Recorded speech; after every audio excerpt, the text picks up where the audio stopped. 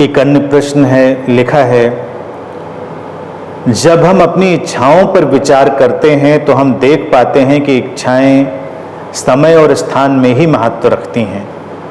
समय और परिस्थितियों में जरा भी फेरबदल हो तो वे इच्छाएं जो अभी बहुत इंटेंस थीं अब बिल्कुल इनसिग्निफिकेंट हो जाती हैं। इससे तो ऐसा ही लगता है कि डिजायर से डील करना इतना भी मुश्किल नहीं है, फिर भी डिजायर साधना में हर्डल क्यों बन जाती है? कृपया इस पर कुछ कहें।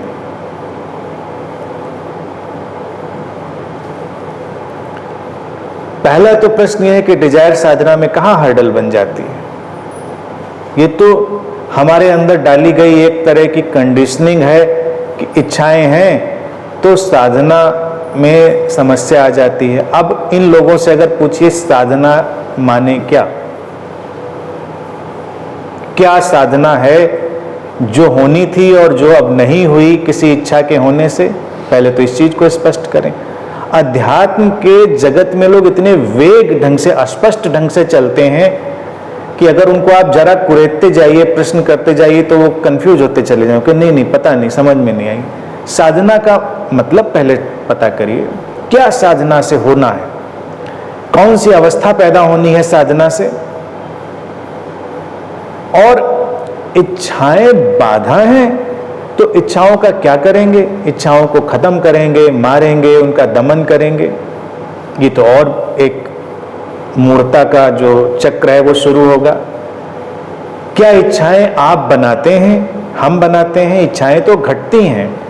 इस शरीर मन में इच्छाओं का घटना एक सहज घटनाक्रम है, ये एग्जिस्टेंशियल है, अस्तित्वगत है। किसी के अंदर कम इच्छाएं, किसी के अंदर ज्यादा इच्छाएं।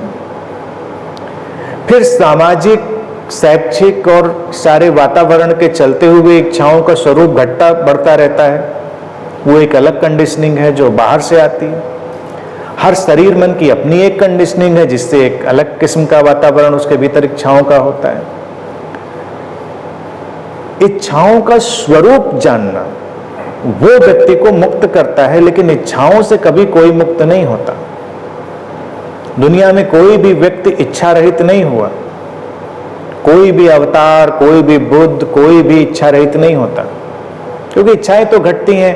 अब आप बैठे हैं, इच्छाओं का पैटर्न हो सकता है, कैसी इच्छाएं हैं। इच्छा हो सकती है कि भाई एसी चला लेते हैं, गर्म हो रहा है, या ठंडा लग रहा है, एसी बंद कर दिया, भी तो इच्छा ही है। या भूख लग रही है तो कुछ खाना है, अब क्या खाना है ये भी इच्छा है।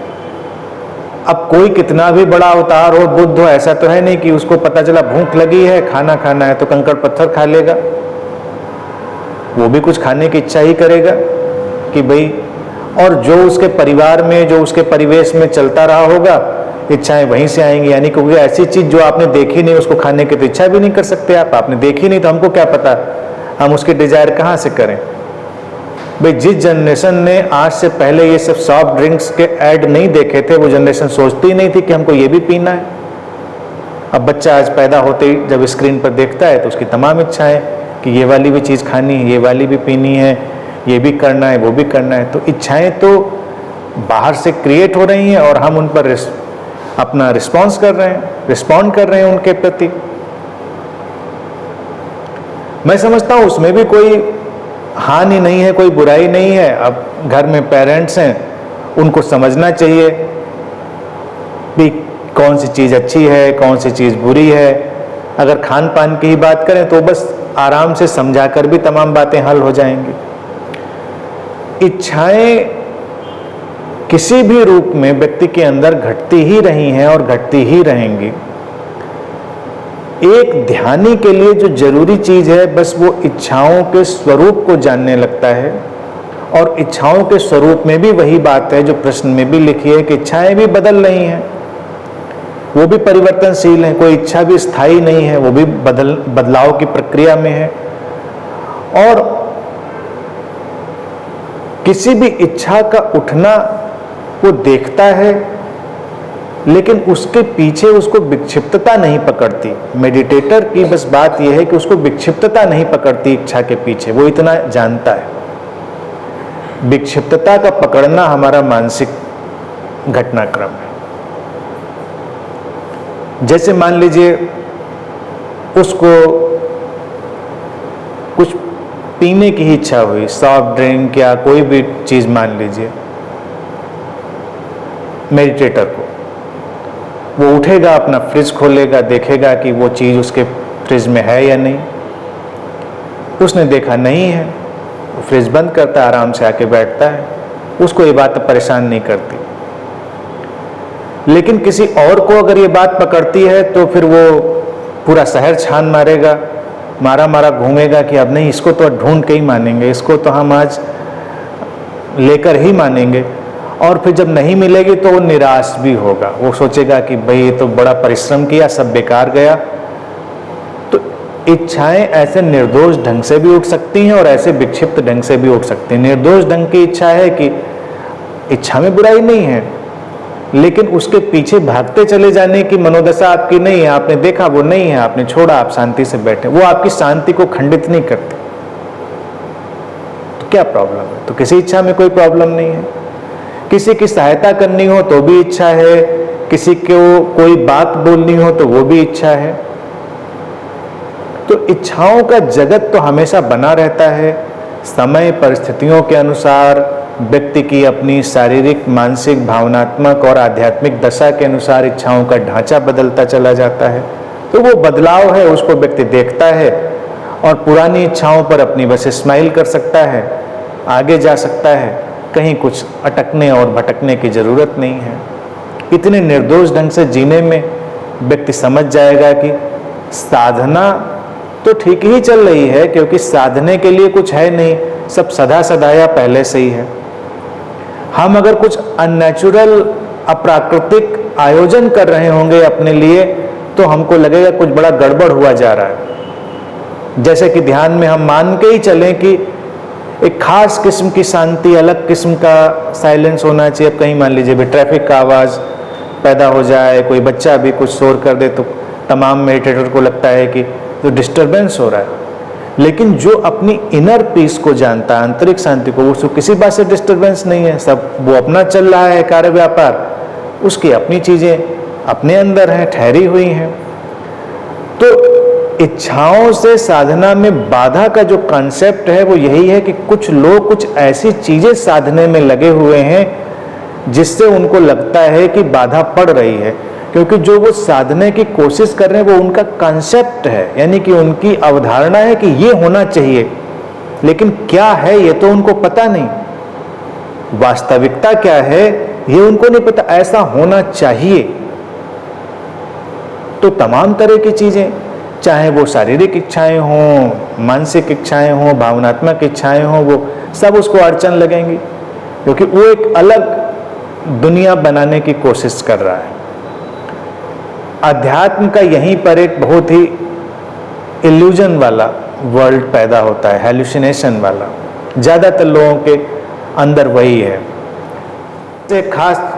जैसे खास किस्म की मूर्ता होती है, मैं अक्सर देखता हूँ लोग बैठेंगे कहेंगे कि भाई संसार से दिमाग हटा लो, भगवान का नाम लो, भगवान में दिमाग लगाओ। मैं अक्सर सोचता हूँ किसमें दिमाग लगाएंगे, मतलब कौन सा नाम लेंगे। या कई लोग जो बड़े धार्मिक हो जाते हैं उनके घरों में जाइए, आपको गजल बजती हुई नहीं मिलेगी, गाने बजते हुए नहीं मिलेंगे, भजन। और भजन में क्या, कोई दो चार नाम आ जाएंगे, वो लगा लेंगे तो उनको लगेगा भजन है। सुबह सुबह कहेंगे नहीं, सुबह सुबह गाना नहीं, गजल नहीं, भजन होना चाहिए। गाने की इच्छा सुबह सुबह गलत है, भजन। अब काहे का भजन? अब वो अगर गाना उस समय देखिए, अब इच्छा यहीं पर अड़चन करेगी। अब गाना सुबह बज जाए तो उनको लगेगा ये तो जो आध्यात्मिक वातावरण है उसमें डिस्टरबेंस हो रहा है इस गाने से। लेकिन डिस्टरबेंस तो कहीं कुछ हो ही नहीं रहा है। आप जब पूरे जीवन से जुड़ते हैं, लाइफ की टोटलिटी से जुड़ते हैं, तो वही भगवान से जुड़ना है, उसी के साथ रहना है। लेकिन आप अगर कोई कंसेप्चुअल लाइफ जी रहे होंगे, कोई अलग की जीवन शैली जी रहे होंगे, तो आपको लगे नहीं नहीं, ये तो भगवान के काम में डिस्टरबेंस हो गया। हमको सफ़ेद कपड़ा पहनना था और आज मेरी इच्छा हो गई रेड कपड़ा पहनेंगे, तो जो कल्ट सफ़ेद कपड़ा पहने हैं उनके लिए लाल कपड़ा पहनना तो जुर्म हो गया। अपराध हो गया कि भाई आज आपके अंदर बताइए ऐसी इच्छा जाग गई, हम तो सफ़ेद पहनने वाले हैं, या वो एक खास शैली में जीने वाले हैं, आप कुछ और। तो ये सब चीज़ें नादानी वाली हैं। मैं समझता हूँ इच्छाओं का घटना हम नैसर्गिक मान लें, इच्छाओं के पीछे भागने के प्रति अपना बोध डेवलप करें, उसको विकसित करें कि उसका कोई औचित्य नहीं है। जो सहज किसी को, अपने को या किसी को भी नुकसान ना पहुंचाए हुए जो आप करते हैं वो शुभ है। इच्छाएं तो आपकी ये भी हो सकती हैं, मान लीजिए आप कैनिबल होते, इच्छाओं का क्या मतलब, आप कहने ये इंसान को खाने की इच्छा हो रही मेरी, हम इसको मार के खाएंगे। इनोसेंट है भाई, वो कैनिबल है, उसका कल्चर था, वो तो मार के खाएगा आपको, कोई प्रॉब्लम नहीं। लेकिन वहां पर तो वो इनोसेंट बना रहेगा, लेकिन जब वो अपने मेंटल इमोशनल प्लेन पे डेवलप होगा और सिविलाइज्ड होगा तो उसको लगेगा कि ये तो उचित नहीं है, ये हिंसक है, लोगों को नुकसान पहुंचाना है, तो वो उस तरह का काम छोड़ देगा। अब कैनिबल की मेंटालिटी उसकी चली आ रही हो सकती है पीछे से, किसी को देखकर उसको इच्छा तो उठ सकती है। अभी अभी मान लीजिए दूसरी जनरेशन में आया है वो कैनिबल, तो जनरेशन का भी इंप्रेशन पूरी तरह से गया नहीं है, पहले उसके यहाँ होता रहा है, देखा है उसने, तो इच्छा उठ सकती है कि बड़ा अच्छा आदमी दिख रहा है, इसको मार के खाते हैं। लेकिन फिर वो थोड़ी देर में सेटल्ड हो जाएगा, नहीं नहीं कोई बात नहीं, ये तो उचित नहीं है, ये सिविलाइज्ड नहीं है, ये ह्यूमैनिटी के साथ में चलने वाला नहीं। इच्छा तो उठी लेकिन उसको बुखार नहीं पकड़ा, फीवर नहीं पकड़ा कि इच्छा के पीछे भागे। तो ऐसे ही तमाम इच्छाएं होती हैं जो कभी कभी अनसिविलाइज्ड होती हैं, फिर वो सिविलाइज्ड जब हम हो जाते हैं तो वो अपना ढंग बदल लेती हैं, हमारे अंदर बुद्धि विकसित हो जाती है तो हम फिर अलग तरह से उनको देखने लगते हैं। ये विकास होना जरूरी है। बाकी किसी साधना में अड़चन की बात में ना जाएं। अब इसी उदाहरण को मैं बस रिप्लेस करके बात अपनी खत्म करता हूं कि जब भारत में ही साधना में बलि प्रथा चल रही थी और ये पशु बल ही नहीं नर बलि जैसी प्रथाएं भी थीं, तो उसमें अगर किसी साधना में ये अनिवार्य हो जाता है कि भाई ये नर बलि देनी है, इस साधना में बहुत जरूरी है, और किसी व्यक्ति के अंदर इच्छा उठ जाती प्यार की, कंपैशन की, लगाव की, तो वो जो गुरु होता उस कल्ट का, वो यही कहता ये तुम्हारी जो भावनाएं हैं, इच्छाएं उठी हैं तुम्हारे अंदर, ये तुम्हारी इच्छाएं ही तो तुम्हारी साधना में बाधा डाल रही हैं। ये ममता है, ये मोह है, ये इच्छाएं तुम्हें मोह के बंधन में डाल रही हैं। अब तो ये तुम्हारा जो पति है, बच्चा है, बेटा है, इसकी तो बलि होनी है और ये बहुत जरूरी है इस साधना में, इससे तो बहुत बड़ा काम होना है और ये साधना की सिद्धि होनी है, तो उसको भी अपराध बोध होगा। बताइए, मोह की इच्छा तो गलत जागी वहां पर। लेकिन अब हमने समझ लिया कि ये तो मूर्खता थी, ये सब बलि प्रथा और सारी चीजें बिल्कुल स्टूपिड थी, तो ऐसी इच्छा भी नहीं किसी के अंदर उठेगी, और उसको कौन सी चीज में बाधा नजर आएगी, कहीं से बाधा नजर नहीं आएगी। तो इच्छाओं के निर्दोष स्वरूप को जाने, उनके बदलते हुए ढांचे को जाने और उनके पीछे भागने की विक्षिप्तता को जाने, फिर सब शुभ है।